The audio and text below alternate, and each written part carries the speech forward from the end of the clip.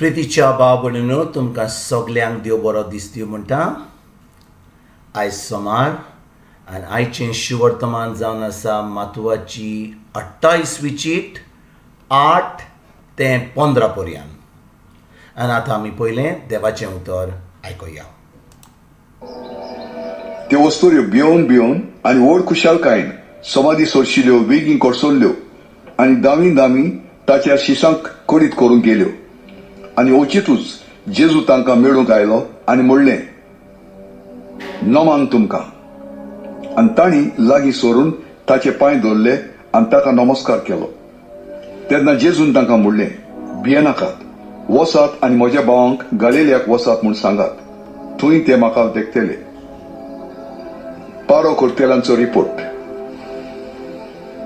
त्यो वाटेर आसतनाच पारो करतेल्यांक कांय जाणांनी शारांत येवन घडलेलें तितलेय मुखेल याज्ञिकांक कोडीत केले.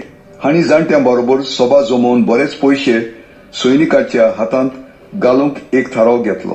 तांणी तांकां म्हणलें, तुमी अशें सांगचें, आमी न्हिदलेले आसतना रातयान येवन ताच्या शिसांनी ताका चोरून व्हेलो. आनी हेर आस्पालाच्या कानार पडत जाल्यार आमी ताका समजायतले आनी तुमकां त्रासांतले वाटायतले. म्हणटच सैनिकांनी पयशे घेतले आनी आपणाक शिकयलेले त्या प्रमाणे केले. आनी ही खबर जुदेयां मदें शिंपडली आनी आयचोय दीस पर्यंत ती चलता. प्रितीच्या भाव भयणीनो, आयचें शिवर्तमान जें आमी वाचता ही घडणी घडली जेन्ना जेजू पुनर्जीवन जालो. आनी कितें घडटा जेन्ना जेजू पुनर्जीवन जाता, मारी मागदलेन आनी ह्यो दुसऱ्यो बायलो ज्यो आसल्यो, उस्तुऱ्यो आसल्यो, त्यो फोंडा कडेन वतात. कित्याक जेजूचे त्यांच्या रिती प्रमाणे तेन्ना त्या कुडीक ते कितें स्पायसीस घालताले, कितें लायताले ते. आनी कितें घडटा जेन्ना ते वाटेर वता तेन्ना जेजू मारी मागदलेनाक आनी उस्तुऱ्यांक मेवता. भाव भयणीनो, ह्यो ज्यो वस्तुऱ्यो सकाळीं फांत्यार उठोन जेजूच्या फोंडा कडेन गेल्ली, आमी समजूंक जाय की त्या वेळार खूब त्रास आसताले बायलांक थंयसर भायर वचपाक सोंपें नासलें. आनी त्या वेळार फकत दादल्याचें राज चलतालें. बायलांक घरा बसोन तांकां कोण चिड्डून असल्यो कामां जातालीं. आयजूय जाता, पूण त्या वेळार चड जातालें. आनी ह्यो बायलो त्या मारी मागदलेन आनी ह्यो दुसऱ्यो ज्यो बायलो आहल्यो, मारी मोरी आनी दुसऱ्यो मोरयो ज्यो आहल्यो थंयसर, त्या बायलांनी जेजू कडसून कितें बरी शिकवण घेतलेली. खरेंच देवाचो मोग ताणें आपणायल्लो आनी जें जेजून शिकयल्लें त्या ह्या बायलांचेर खूब तांच्या मनाचेर हो बदलाव जाल्लो आनी ती खरेंच जेजूची शीस जाल्ली. आतां जेजू मेला आनी ती आतां जेजूच्या फोंडा कडेन वता. पूण कितें घडटा, जेजू तांकां मेवता. जेजू आपल्या शिसांक पयलो मेवना, जेजू ह्या बायलांक मेवता, मारी मागदलेनाक मेवता. आनी पळयात भाव भयणीनो, ह्या बायलांनी आपल्या जिवाची बेपरवा करिनासतना ती जेजूच्या फोंडा कडेन गेली, कित्याक ती खरेंच जेजूच्या मोगान आसली. आनी ती वेतात जेजूच्या फोंडा कडेन आनी जेजू तांकां थंयसर पुनर्जीवन जाल्लो मेवता. आनी भाव भयणीनो, तो कितें सांगता तांकां, तो म्हणटा, तुमी भियेनाकात. तो म्हणटा, हांव तुमकां एक बरी खबर दितां. आनी तो म्हणटा, वचात आनी म्हज्या भावांक गलिलयांक वचून म्हूण सांगात, थंय ते म्हाका देखतले.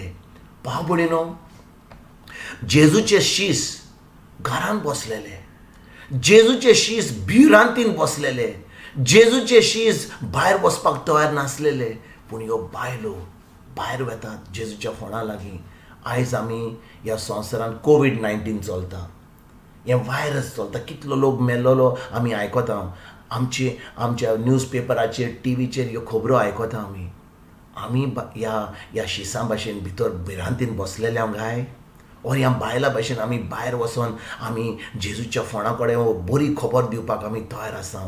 भाव भयणीनो, त्या वेळार जेन्ना हे शीस भिरांतीन बसलेले, तांकां कसलीच भायर वचपाची भिरांत आसली. कित्याक ते जुदेयांक भिवन रावल्ले, आपल्या जिवाक पासत भिरांत आसलेले, भिरांतीन आसलेले. पूण ह्यो बायलो भायर वतात आयज जेन्ना हें कोवीड-19 चलता, हें वायरस चलता, आमी बी ह्या शिसा भाशेन घरान भिरांतीन बसल्या काय हो आमी खरेंच दुसऱ्यांक बरी खबर. आमी आतां काल ही पुनर्जीवन जाल्ल्या जेजूची आमी हो दबाजो केला, आमी हें फेस्त केलां. आमी खरेंच हॅपी इस्टर म्हणून आमी सगल्यांनी एक बरो दीस सारला. पूण आयज जेन्ना सोमारा दीस आमी उक्ती जाल्या, हो नवो दीस कोमेस जाला, खरेंच आमी जेजूच्या पुनर्जीवनच्या बऱ्या खबरेन आमी खरेंच धादोशी आसा. खरेंच आमी ही बरी खबर आमच्या जिवितान आपणायता वो आमी आजुनूय भिरांतीन बसल्या. एक दीस जालो आमचो हॅपी इस्टर करून, पास्कांची खबर जाली, बरें उदक दिलें आमकां, बेसांव घाल्लें उदक, आमी आमच्या बातिजमाचे सगळे आमी जें म्हणूंक जाय तें सगळें केलें, सगळें देवस्थपण जालें. पूण खरेंच आमी भिरांतीन आसा, खरेंच आमी आमच्या घरान बसल्या आनी ही बरी खबर दिवपाक आमी तयार ना. तर आयज जेन्ना हें शिवर्तमान आमी आसता ह्या बायलां भाशेन, खरेंच ह्या बायलांनी मारी मागदलेनान आनी ह्या सगळ्या बायलांनी खरेंच ही बरी खबर आयकल्ली जेजूची, जेजूचो मोग आपणायल्लो, जेजून तांकां खरेंच ही सुटका दिल्ली तांच्या मनांतली, आनी ती आतां भिरांतीन नासलीं, ती आतां आपलो जीव दिवपाक जेजूक तयार आसलीं, आनी ती वेतात आनी जेजूच्या फोंडा लागीं आनी जेजू तांकां खरेंच पुनर्जीवन जाल्लो तांकां मेळटा. आयज जेन्ना आमी भायर वता भिरांत नासतना खरेंच आमी दुसरी जेजूची खबर दिता, पवित्र आत्मा आमच्या भितर आसा, तो आमकां खोटाय दिता, तो आमकां शक्ती दिता, तो आमकां ताची उतरां दिता, तो आमकां जानवाय दिता ही बरी खबर दिवपाक. आनी जेन्ना आमी देवाचें उतर पाळटा, खरेंच ही भायर वचून ही बरी खबर दिता, तेन्ना जेजू आमचे बरोबर आसा, तो पुनर्जीवन जाल्लो जेजू आमचे भितर आसा. पवित्र आत्मो आमकां ती जानवाय दिता, आनी जीं उतरां आमी म्हणटा ती पवित्र आत्म्या उदेशीन दिवन आमी सगल्यांक ही बरी खबर दिवपाक, तांकां आपल्या सगळ्या भिरांतींतली काडपाक आमी वावरता. आयज जेन्ना हें शिवर्तमानी वाचता, हेंच आमी करूंक फुडें सरोया. आमचें जिवीत, आमचें मन बदलून, आमचें काळीज ह्या देवाच्या उतरान रिगून आमी आमचें जिवीत सारुया. तुमकां तुमच्या फॅमिलीक एक बरो दीस आवडटा आनी परतून तुमचे कडेन उलोवपाक फाल्यां हाजी जतन तुमकां सगल्यांक तुमच्या फॅमिलीक एक बरो दीस, जेजूचो दीस, ह्या पुनर्जीवन जाल्ल्या जेजूचो दीस हांव तुमकां आवडयतां.